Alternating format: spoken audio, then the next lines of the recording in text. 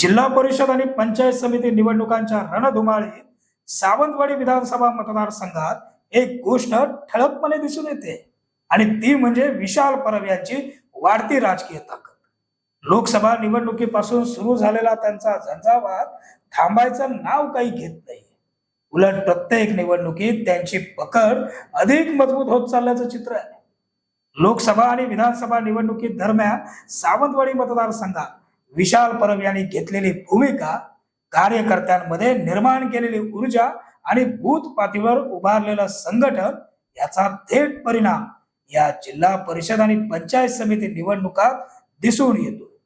अनेक मतदारसंघात त्यांच्या समर्थक उमेदवारांनी बाजी मारत विरोधकांना मोठा धक्का दिलाय.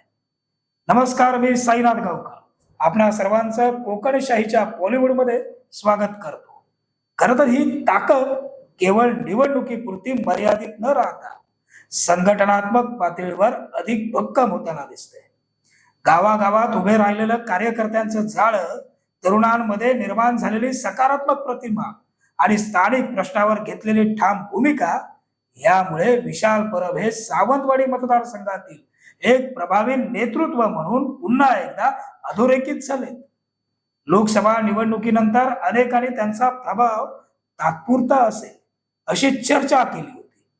मात्र जिल्हा परिषद आणि पंचायत समिती निवडणुकांचे मतदानापूर्वीचे निकाल पाहता हे सर्व अंदाज फोल ठरल्याचं स्पष्ट झालंय. जिथं जिथं विशाल परब यांनी लक्ष घातलंय तिथं तिथं महायुतीच्या किंवा त्यांच्या समर्थकांच्या उमेदवारांना निर्णायक आघाडी मिळाल्याचं चित्र आहे. अपक्ष उमेदवारांचं मोठं आव्हान महायुती समोर उभं असताना भाजपा नेत्यांनी जिल्ह्यात ठिकठिकाणी अपक्ष अर्ज दाखल केलेल्या आपल्या उमेदवारांची समजूत काढण्यात बऱ्यापैकी यश मिळवलंय. दोडामार्गमध्ये अपक्ष म्हणून अर्ज भरलेल्या कोलझर पंचायत समितीतून शिरीष नाईक, साटेली बेडशी जिल्हा परिषदेतून माजी सभापती सौ दीप्ती मयेकर, पंचायत समिती कोणाळ मधून सौ चेतना गडेकर या भाजपाच्या कार्यकर्त्यांची भाजपा महाराष्ट्राचे युवा नेते विशाल परब यांनी समजूत काढत त्यांना अर्ज मागे घेण्यासाठी उद्युक्त केलं. त्यांच्या विनंतीला मान देत दोडामार्गमध्ये या तिघांनी आपले उमेदवारी अर्ज मागे घेत पक्षासोबत राहणार असल्याचं सांगितलं. सिंधुदुर्ग जिल्ह्यात महायुतीचा निर्णय झाला असून या ठिकाणी आपण एक दिलानं या निवडणुकीला सामोरं जाऊया. महायुती विजयी झाली पाहिजे हेच आपलं ध्येय आहे. सिंधुदुर्ग जिल्ह्यात प्रदेशाध्यक्ष रवींद्र चव्हाण, कोकणचे नेते खासदार नारायण राणे, पालकमंत्री नितेश राणे यांच्या मार्गदर्शनाखाली महायुतीला प्रचंड यश मिळणार असल्याचा विश्वास यावेळी भाजपा युवा नेते विशाल परब यांनी कार्यकर्त्यांशी बोलताना व्यक्त केलेला. राजकीय जाणकारांच्या मते ही केवळ स्थानिक निवडणूक नसून आगामी विधानसभा निवडणुकीची रंगीत तालीमच ठरते आणि या तालमीत विशाल परब हे स्वतःची ताकद, संघटन कौशल्य आणि जनसंपर्क पुन्हा एकदा प्रभावीपणे सिद्ध करतात.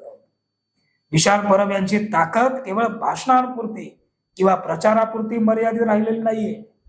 बूथ पातळीपर्यंत पोहोचलेलं त्यांचं संघटन, प्रत्येक गावात सक्रिय कार्यकर्त्यांचं जाळं आणि स्थानिक प्रश्नावर घेतलेली ठाम भूमिका यामुळे त्यांची राजकीय पकड अधिक घट्ट झाली. तरुण वर्गात निर्माण झालेली सकारात्मक प्रतिमा, महिलांमध्ये वाढलेला विश्वास आणि पारंपरिक मतदारांमध्ये टिकवलेली पकड या सगळ्याचा एकत्रित परिणाम म्हणून सावंतवाडी मतदारसंघात परब फॅक्टर प्रभावीपणे उभा राहिलाय. विशेष म्हणजे विरोधकांसाठी ही बाब चिंतेची ठरते. सावंतवाडी मतदारसंघात निर्माण होत असलेलं हे परब फॅक्टर भविष्यात राजकीय समीकरण पूर्णपणे बदलू शकतात अशी चर्चा राजकीय वर्तुळात रंगू लागली.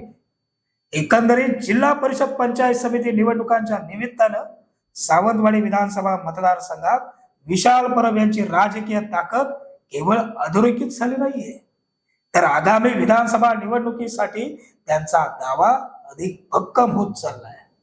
लोकसभा निवडणुकीपासून सुरू झालेला हा झंझावात पुढे किती वादळ रूप धारण करतोय याकडे संपूर्ण सिंधुदुर्ग जिल्ह्याचं लक्ष लागून राहिलंय.